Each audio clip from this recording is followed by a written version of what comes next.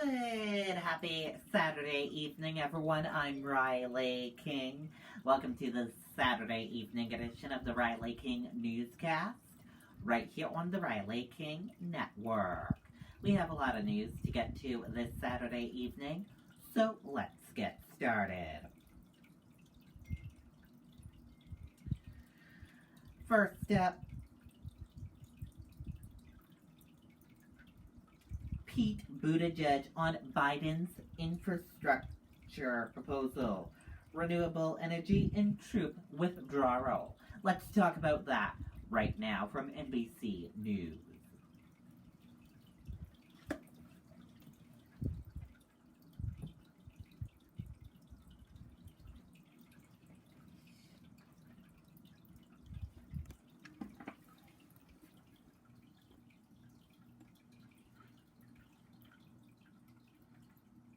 When you buy this plant at Walmart, A&R can grow more plants, so they can hire more employees. Like me.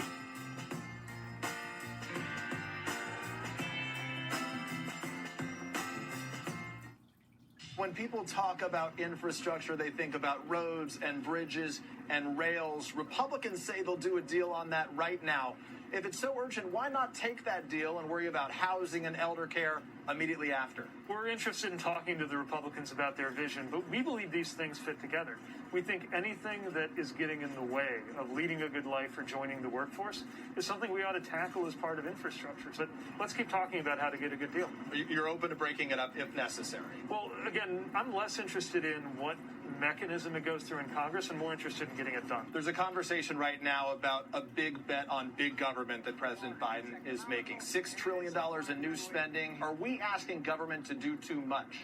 So we think that what needs to happen right now is a real and major investment because we've done too little. Over the course of the last few decades, we had a national experiment in bargain basement government. That's catching up to us. We're not calling for some exceptionally high level of taxation and spending. We're just trying to reset it to a normal level. If the economy is recovering, though, why raise taxes on anybody right now? The bottom line is the economy can thrive and will thrive better if we have fair taxes, where the wealthy are paying their fair share, the corporations are paying their fair share. They'll be just fine. But America won't be just fine if we allow our infrastructure to crumble. This is the largest jobs plan since World War II. Creates jobs to upgrade our transportation infrastructure. This for you and for him is about jobs, but there are a lot of people in industries like coal that are worried they will be out of a job. What do you say to those folks who will have to retrain and start over again? So this isn't just a jobs plan. This is largely a blue-collar jobs plan. That's one of the best things about it. For example, if you're good at digging mines or working in mines, you're going to be good at capping some of the mines that need to be repaired. If you're good at things like road building, if you're a union carpenter or insulator or plumber or pipe fitter, we're definitely going to need you for the infrastructure we're creating. When you talk about climate change, President Biden says he wants to slash carbon emissions in half by 2030. Studies suggest to do that, you would have to dramatically overhaul the economy. For example, half of the cars sold at dealerships by some studies would need to be electric. Do you think that would need to happen? And is that possible to do in 9 years? We think America is absolutely up to the challenge of making big changes. Now, there are several different pathways to get to the same place. Do you agree with those figures, though? Do you think, we need to have half the cars on the road be electric? Well, again, no one piece accounts for it, right? Because even the amount of carbon savings you get, let's say it was 100% electric, it matters whether that electric power is coming from coal or oil or gas or hydro or solar. So a lot of things have to happen, and different studies show different ways to do it. But the bottom line is, yes, we need to have real acceleration in electric vehicles. We also asked Secretary Buttigieg about the president's recent announcement he'll withdraw all troops from Afghanistan. As someone who served in Afghanistan, what does it mean to you that by 9/11 of this year there will be no more American troops there? You know, it's emotional. I mean, it had me thinking back to when I was there and in touch with a lot of people I was there with. Part of what I was thinking back to was when I left, I thought I was one of the last ones turning out the lights in my unit, and that was in 2014. And we asked about life in Washington with his husband, Chasten. Are they letting you take your bike to work? Yeah, most days. It's actually a city that's pretty good for getting around on two wheels. Although every American city's got some work to do. But yeah, I love riding my bike around town, and we're starting to feel more and more settled. Although the transition from a house to an apartment, definitely a pretty big change, especially for the dogs. What a remarkable conversation you had there with the secretary. Peter, to hear him talk about Afghanistan is really incredible. But I guess it goes back to where you started the conversation with him. How do they get Republicans on board with these big proposals? Well, I was struck. He told me that he's been speaking privately with Republicans basically every day right now, but there's real urgency on this issue. It's something that the White House, Secretary Buttigieg tells me, wants to see real progress on by the end of this month. They got to move. More bipartisan meetings to come. Congratulations. Great interview. Okay, and there you go on that video and that broadcast. Wonderful interview there.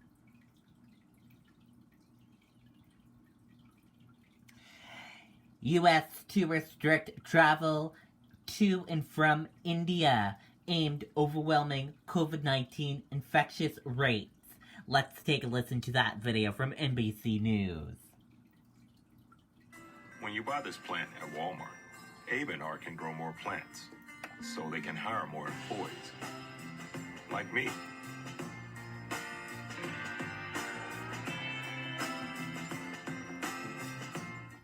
While the situation is improving here in the U.S., in India, the COVID crisis is being called an apocalypse.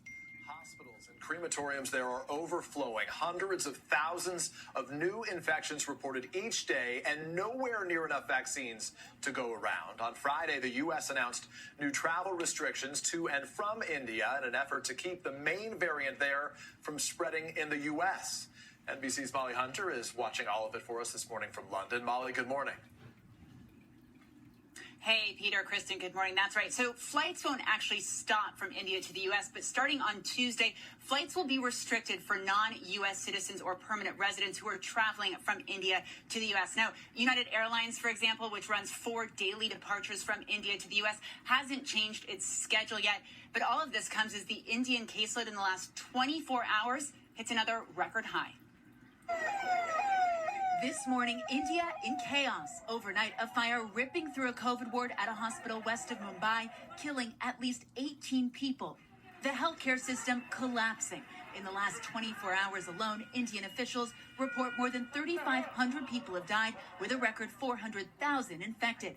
But the real numbers likely much worse. Today we are picking up his cousin. 2 days back, I picked up on my own uncle. And he died because we couldn't supply him oxygen. People are on their own and they know it. So they're taking to social media in hopes that someone, anyone can help. Here, youth volunteers from an Indian political party responding. At 1 a.m., oxygen delivered. Part of an army of helpers stepping up where the government has failed. This woman, like so many, left to cremate her father alone. My father couldn't get anything on time. Everything got delayed, everything. Overnight, Dr. Anthony Fauci spoke to the Indian Express. You should consider this, in some respects, like a war. The enemy is the virus. But in the world's biggest vaccine-producing country, less than 2% have gotten a shot. Sky News' Alex Crawford is on the ground. This is one of the rare vaccination centres which has managed to get hold of stock. They're regulating the numbers here by asking them to book appointments through an app because they have been overwhelmed throughout the city and the country with people who want the vaccination now. International aid now touching down, including some 10,000 oxygen cylinders from more than 40 countries, including the U.S. But none of it is coming fast enough.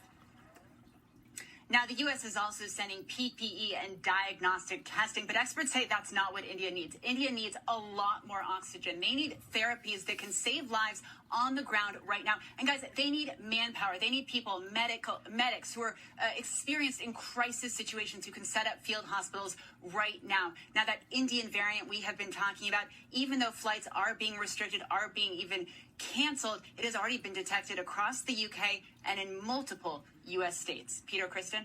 Hard to even fathom the challenge in a country with a population of 1.4 billion people. Molly Hunter. Molly, thanks so much. Okay, and there you go on that video and that report. Wow.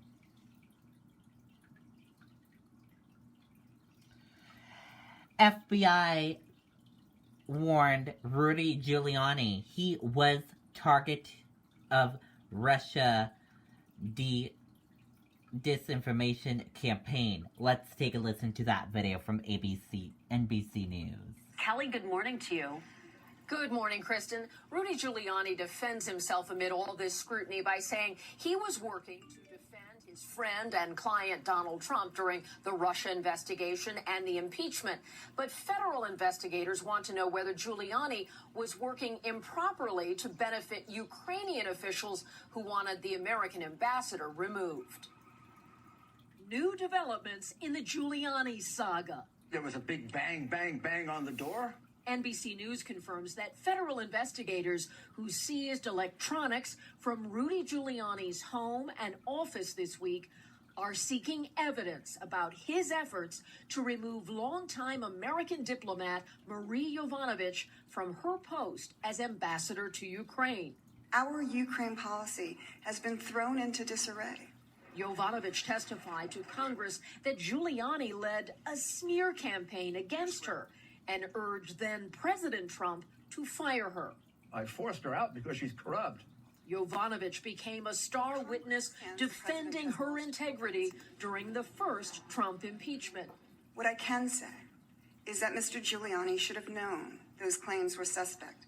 NBC News can also confirm that Giuliani, once known as America's mayor and a top U.S. attorney, was warned by the FBI the government believed Russian operatives would try to use him to spread disinformation.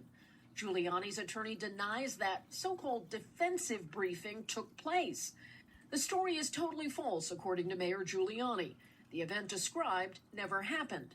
But Trump ally and Wisconsin Senator Ron Johnson says he was given that kind of briefing in August of 2020. Though Johnson says he suspected the briefing was designed to make him look bad. Giuliani, who has not been charged with any crime, called the search of his home and office professional, but without merit. There is no justification for that warrant. It is an illegal, unconstitutional warrant. Federal investigators also conducted searches and removed electronics from two Giuliani associates, his longtime assistant and another attorney. President Biden says he had no advance warning about these searches or this investigation, and that the Department of Justice under this administration is completely separate. Kristen? All right, Kelly O'Donnell at the White House. Kelly, thanks. Okay, and there you go on that video and that report.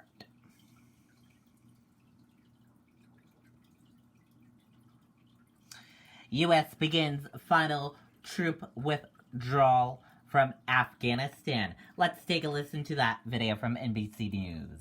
And the U.S. began its final withdrawal from Afghanistan today. The goal is for the last 2,500 American troops plus 7,000 NATO soldiers to be out of the country by the end of the summer. Now, violence has spiked in Afghanistan since February 2020, when the U.S. signed a peace deal with the Taliban. On Friday, a suicide truck bomb killed 21 people and injured at least 90. Okay, and there you go on that video and that report.